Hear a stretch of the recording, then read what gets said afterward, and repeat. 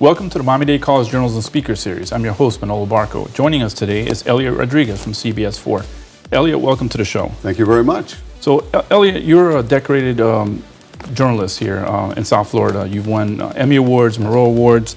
Talk to us about your infancy in your career when you first started at the Catalyst, right? Miami-Dade College? It's been a while, but yeah, let's go back a few decades. I attended high school here in Miami. I graduated from LaSalle High School in Coconut Grove, and I was the first person in my family to go to college. So at that time, I didn't have somebody who took me to visit different campuses like I did with my daughters. I just went to the place where my friends went, and Miami-Dade seemed to be the most convenient place. So I went to Miami-Dade College, the South Campus, from 1974 until 1976. And in high school, I had worked on the high school newspaper as a cartoonist because I wanted to be an artist. My dream was to be a graphic artist. So at Miami-Dade College, the newspaper, The Catalyst, was an excellent, at that time, community college newspaper. And the advisor was a fellow by the name of Mario Garcia, Dr. Mario Garcia. And he took me in. I became involved in at The Catalyst, but as an illustrator, as a cartoonist. And they actually paid me. It wasn't much money, but I got a little bit of money to draw cartoons for each edition. But one day, Mario insisted. He said, listen, if you're going to be on the staff and we're going to put your name on there as the cartoonist, you have to take journalism classes with me. He tricked you. I guess he tricked me. I think he wanted to fill his classrooms. So I said, all right, fine. So I took journalism classes. At the same time, I was drawing cartoons for the paper, editorial cartoons and illustrations. And one day, after an assignment that he particularly liked, he came to me and said, you know what? You're a pretty good writer, a pretty good reporter. What are you doing wasting your time just drawing cartoons? Why don't you get more involved in reporting? And I did. I got more involved in the newspaper. I became the news editor and a reporter. And I remember doing a story back then that won a statewide award. The buildings were shaking, and it was because at that time, Miami was experiencing a building boom, especially out in Kendall in Southwest Miami-Dade, and it was that developers were blasting nearby and the buildings were shaking. So I did a story that was a big headline in the Catalyst at the time. It's a pretty good story, and Mario gave me a big thumbs up and said, yeah, you really should concentrate on reporting. And that's where I got the bug. That's where I just enjoyed being a reporter, getting the story, and then relaying that story to the readers. So, and eventually you started your journalism career in print, right? You started with the Herald and Miami New Times? Yeah, so I spent 2 years at Miami-Dade College I left as the news editor, and then from there I went to the University of Miami. And my desire was to be a reporter. You know, I had seen All the President's Men. I wanted to be an investigative reporter for the New York Times or the Washington Post. And so at the University of Miami, I was a reporter at the Miami Hurricane. But I also did something that now I look back on it, and it was great. I did internships while I was at the University of Miami. When I was at Miami-Dade, I was all set to go to the University of Florida because that's where my friends were, and they have a great journalism program. But now when I look back on it, I think I made the right decision going to the University of Miami because of the internships that I did. I did internships at the Miami Herald, and it was right when they started what they called their neighbors section. It was a small community section, and I was working there. And also I worked at the Herald writing obituaries, and I followed a reporter, Edna Buchanan. I'm sure you might know she's just one of the best crime reporters in the country. She kind of took me under her wing, and so I had double bylines with Edna Buchanan. I was just a kid in college. So as soon as I graduated from the University of Miami, the Miami Herald led me to believe that I would get a job right away. And back then, this is in 1978, most of the reporters, and you got to remember, in 1978, the Miami Herald was about this thick. It was everybody read the Miami Herald back then. And I was working as an intern. I was doing a good job. I was getting great stories, front page stories in the Miami Herald as an intern. And they said, don't worry, Eliott, when you graduate, we're going to get you a job here. Well, I graduated from the University of Miami, walked the graduation, and they said, you know what, we have a job, we just don't have it yet.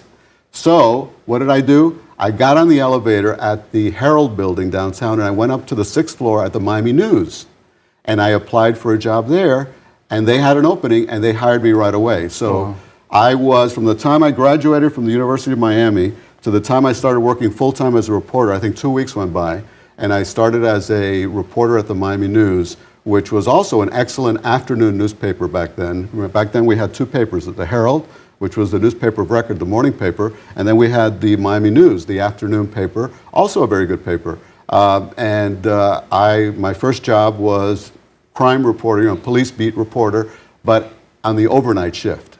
So I would go into work, I think at 11 o'clock at night or 10 o'clock at night, and work that overnight shift. And what was great about it was that the Herald deadline was like 2 in the morning, but the Miami News was still alive, so I could still get overnight stories that broke. So I would routinely have like the big headline in the Miami News. So I worked at the Miami News for 2.5 years, and my stories caught the eye of the news director at WTVJ, Channel 4 at the time. The anchor was a fellow by the name of Ralph Rennick, who was here for many years here in Miami, and his assistant called me and said, hey, you're the guy at the Miami News, and I was covering police reporting and also courts. And at the time, Florida had just gotten cameras in the courtroom, and they were looking for a reporter who could go to the courtrooms and do court stories, because they were going to devote more time to it. So again, it was just a matter of luck, being at the right place at the right time. But that was my first television job, was in May of 1980 at WTVJ, after having worked for about 3 or 4 years as a newspaper reporter. And then you also worked at WPLG in Philadelphia as well, right? I spent 3 years at WTVJ, and I got a job offer in Philadelphia at the ABC affiliate there. I had never been to Philadelphia in my life. I went up for the interview. They offered me the job. So I moved off to Philadelphia and spent 5.5 years there and absolutely loved it. I was a reporter for the first 3 years, and then I was the morning anchor for the last 2 years. Perfect. We'll take a momentary break and we'll return with Eliott Rodriguez of CBS 4.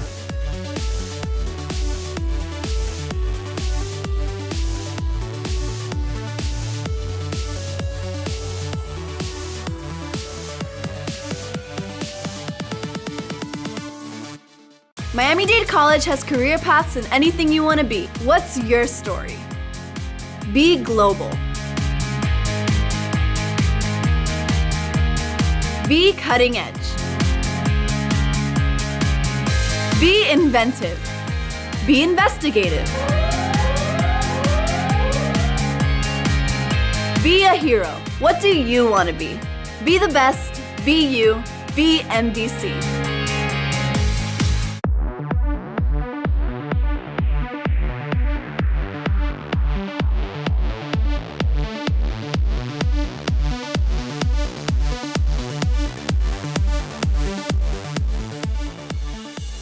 Welcome back to the Miami-Dade College Journalism Speaker Series. We're here with Eliott Rodriguez. Eliott, you were talking to us about your experience in Philadelphia. That's right. I spent 5 years in Philadelphia. The last 2 years, I was the morning anchor. So I'll never forget the numbers 3, 4, 5, because that's the time I get up in the morning at 3:45, so I can get in to do the newscast at 6:15 in the morning. Now they do them even earlier.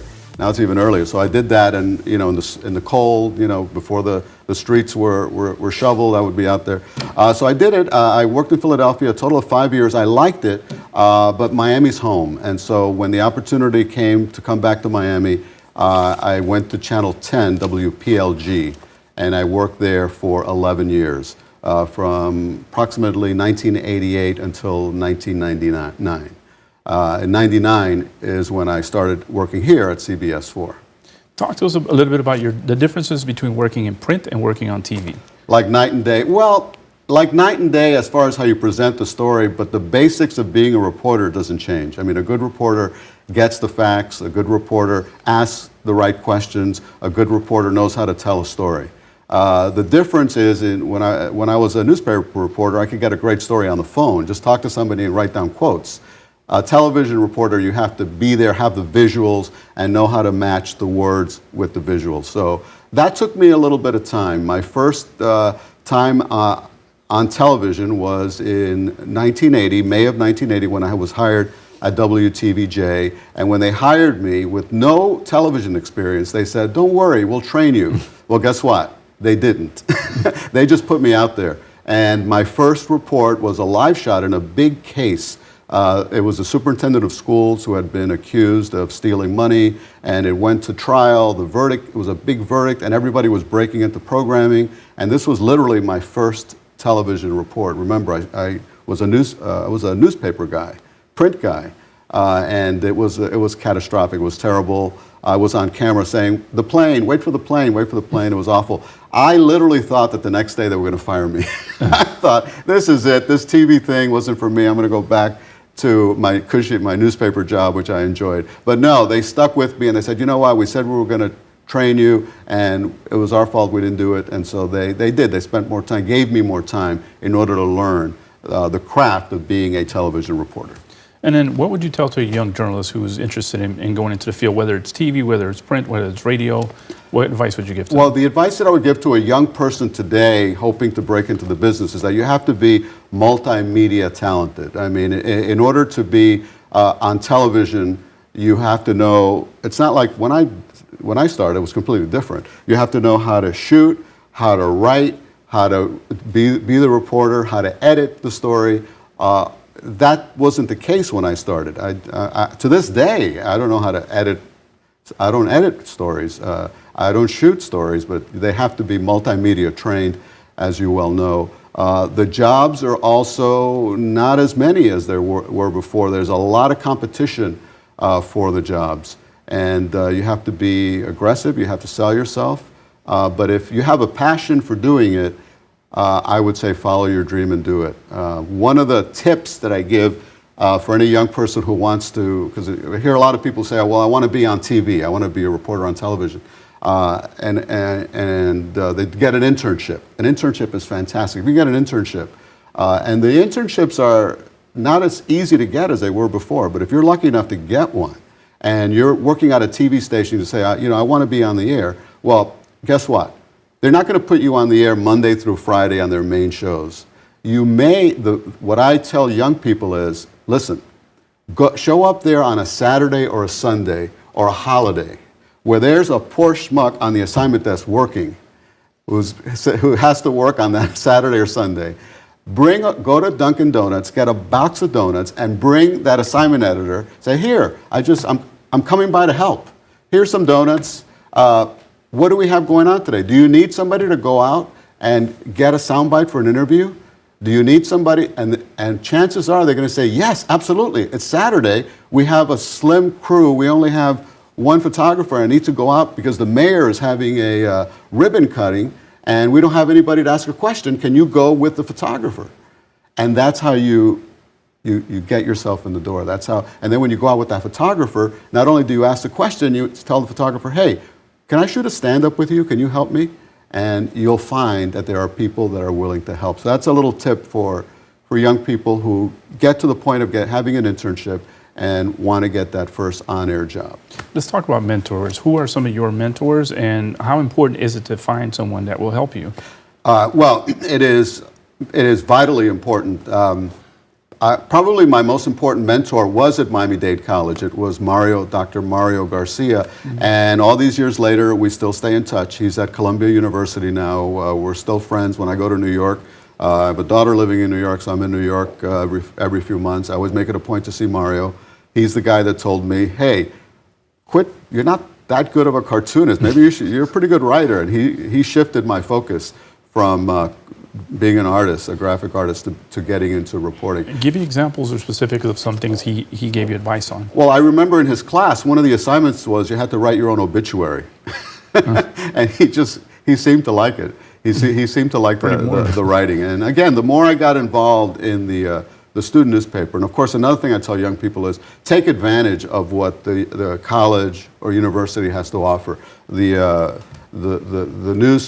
newspaper, now it's on the online edition of the newspaper, the website or wherever they have, the radio station, the TV station. Take advantage of that in order to get experience.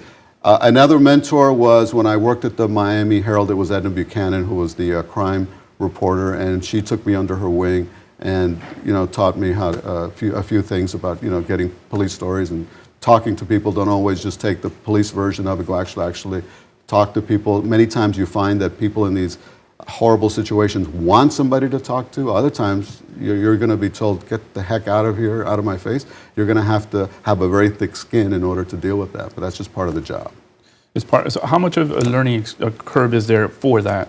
Going to such a funeral or something that you're going to go talk to somebody at the worst possible time. Maybe someone's been arrested, someone's been killed. That's right. How do you? If you're too shy to do something like that, I would say do something else, because that's just part of our job.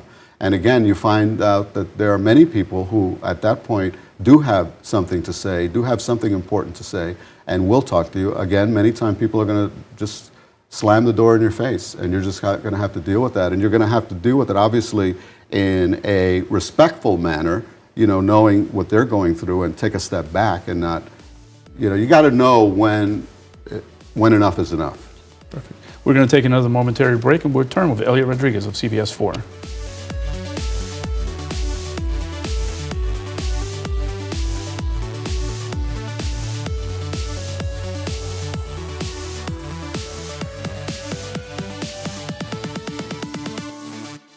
Miami-Dade College has career paths in anything you want to be. What's your story? Be global. Be cutting edge. Be inventive. Be investigative. Be a hero. What do you want to be? Be the best. Be you. Be MDC.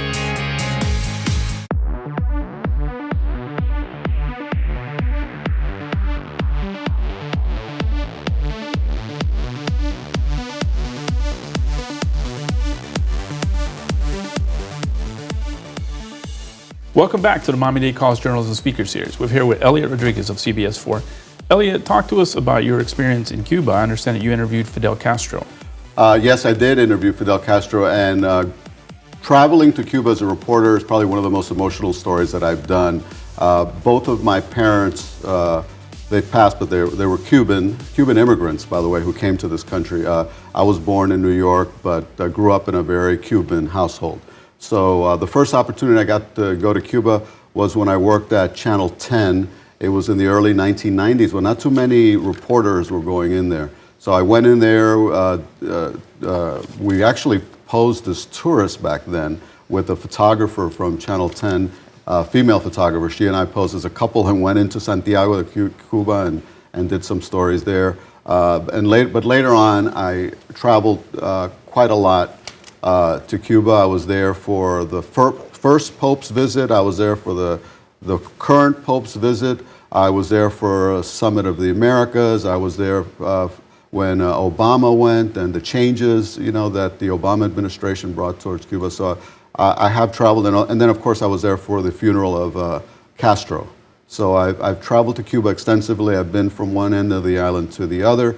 The interview that I did with Fidel Castro was in, I think it was probably 2002, could have been 2003, when I actually went to Cuba, believe it or not, with the former governor of Minnesota, Jesse Ventura, who was open to the idea of allowing American farmers to sell their products there. So he took a group of American farmers and agricultural people and business people to Cuba, and I went along with him because I'd gone to Minnesota and interviewed Jesse Ventura, and so I went with him, and at this food expo that Jesse Ventura and the people organized, Castro showed up, and he was always hard to get. I mean, it's very difficult to get an interview with him, but that was the moment that I was able to stop and get him in a corner and ask him questions. At the time, the story that was being followed in Cuba was something called the Varela Project. It was an effort to have elections in Cuba. It was petitions that were signed, and so I asked him about that. I asked him a few questions about that. I asked him about relations with the United States. If you get a couple questions from Fidel Castro, you're lucky, and if you get him to answer the question, you're even luckier. So that was my experience one-on-one with Fidel Castro. Then, of course, I returned when he died, and they took his body from one end of the island, from Havana, to Santiago, so I covered that. So I was there for at least a week covering that story. You go from covering big events like that to some of the more local ones. Right. Not necessarily that they are not as big either, but talk to us, what is your daily activities like? What's your schedule like? What's a normal average day? I know and not everything is different every day, but. I'll tell you this, Manolo, if somebody had told me back when I started in TV that at this stage of the game, so many years later, I would be working as much as I am, I would say, you're crazy. I mean, you know, I'm not a spring chicken. I'm getting, you know, close to, you know, could be retirement age somewhere down the line. But we're doing more. We're doing more. We're doing more newscasts.